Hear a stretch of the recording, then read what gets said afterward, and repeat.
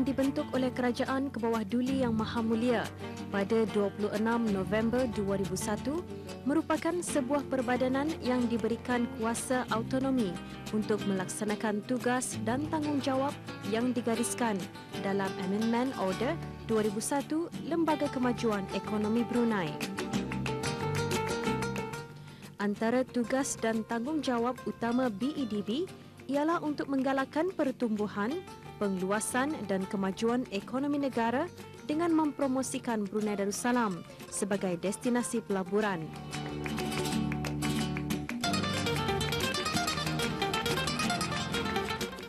Baru-baru ini telah diadakan Majlis Pelancaran Jerayawara BEDB dan buku panduan Assistance Scheme for Business Startups and SMEs.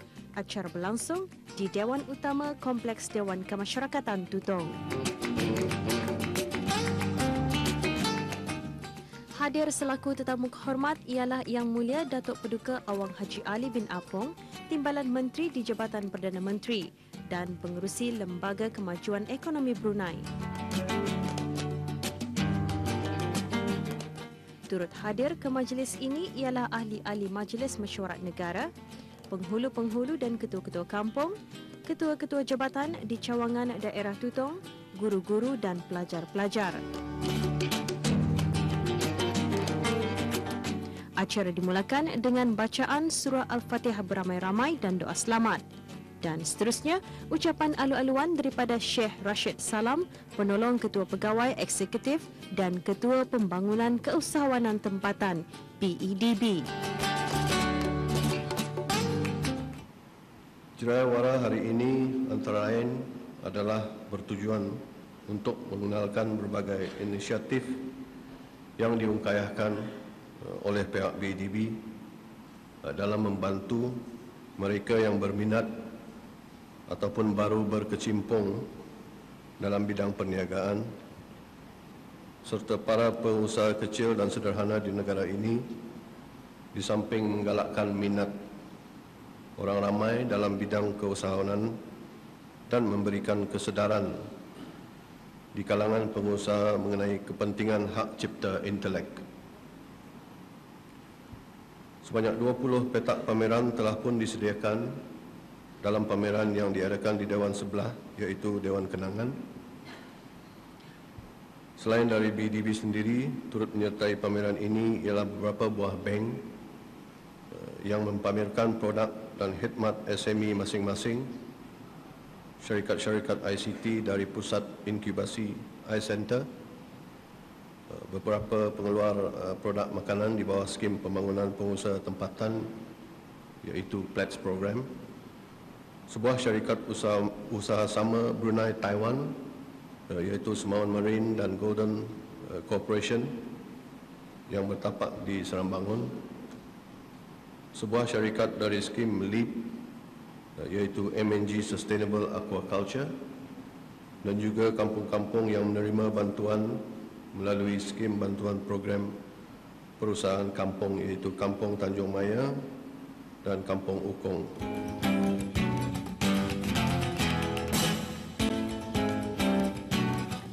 Tujuan BEDB mengadakan Jerayawara ini adalah untuk memberikan peluang kepada rakyat dan penduduk di daerah ini untuk mengetahui perkembangan projek-projek dan inisiatif-inisiatif yang dikendalikan oleh Kerajaan ke bawah Duli Yang Maha Mulia melalui BEDB, terutamanya projek-projek pembangunan di daerah ini.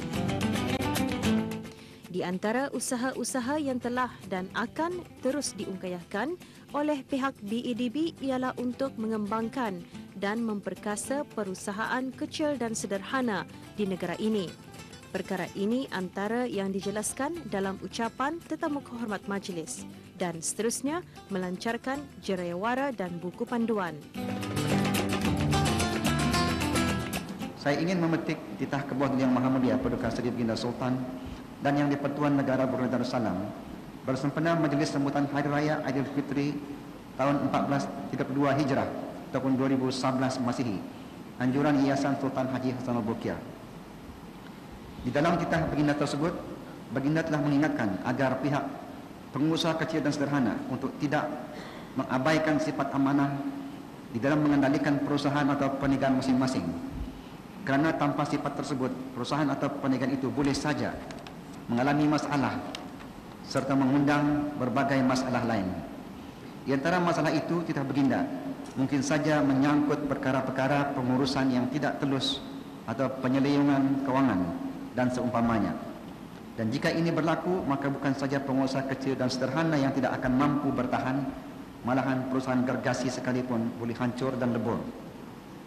Seterusnya, saya juga dipahamkan bahawa di dalam jaraiwara ini, pihak BEDB juga akan memaparkan projek-projek infrastruktur dan peluang-peluang pelaburan ke negara ini, termasuk projek yang dikendalikan di daerah ini.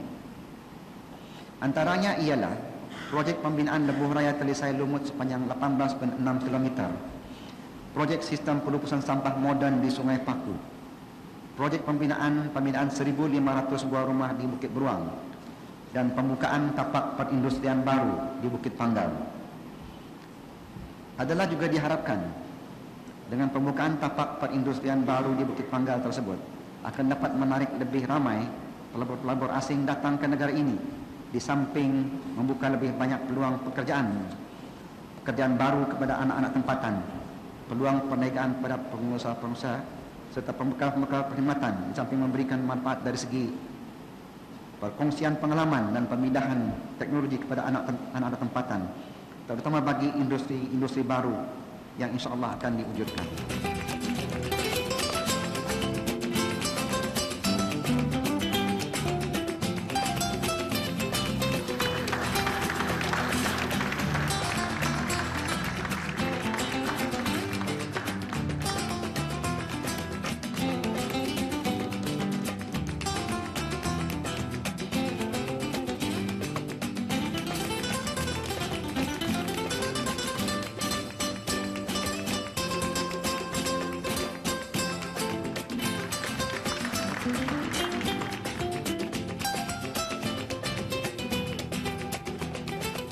Taklimat mengenai skim bantuan BEDB telah disampaikan oleh Dayang Norlela Suhaili, Pengurus Pembangunan Keusahawanan Tempatan.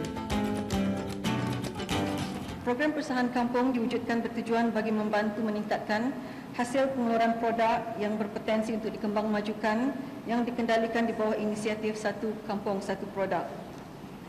Jumlah geran maksima bagi program ini ialah RM50,000 setiap kampung bagi pembelian mesin atau peralatan yang diperlukan, atau bagi pelantikan pakar bagi meningkatkan mutu produk yang dihasilkan, atau bagi mengadakan program latihan dan pembangunan kemahiran. Program ini dibukakan kepada Majlis Perundingan Mukim atau Majlis Perundingan Kampung yang mempunyai produk Satu Kampung Satu Produk yang berdaftar di bawah Kementerian Hal Ehwal Dalam Negeri.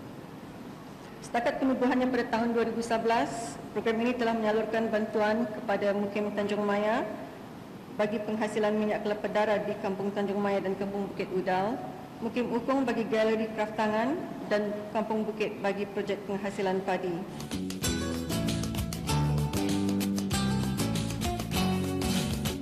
Bertempat di Dewan Seri Kenangan, Kompleks Dewan Kemasyarakatan Tutung pula disediakan pameran dan jualan-jualan yang disertai oleh syarikat-syarikat tempatan. Untuk lebih berdaya saing dan bertahan di peringkat antarabangsa, pihak perusahaan kecil dan sederhana mestilah menjalankan pengurusan kewangan yang lebih teratur dan memahami akan kepentingan mengawal kewangan secara lebih sistematik dan profesional.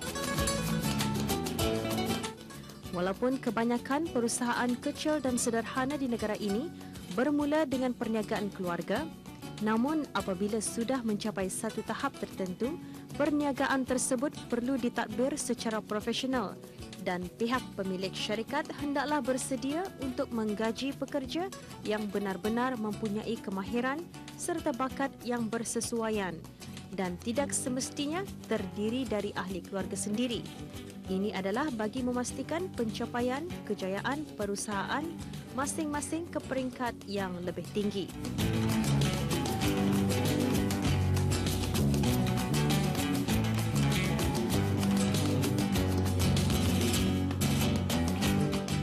Mudah-mudahan buku panduan yang telah dilancarkan itu akan memberikan pengetahuan kepada orang ramai tentang berbagai skim bantuan kewangan dan yang bukan berbentuk kewangan yang telah disediakan oleh Kerajaan ke bawah Duli Yang Maha Mulia dalam membantu meningkatkan lagi keupayaan dan daya saing pihak pengusaha di negara ini, di samping memajukan perusahaan mereka bagi sama-sama menjana pertumbuhan ekonomi negara yang berpanjangan.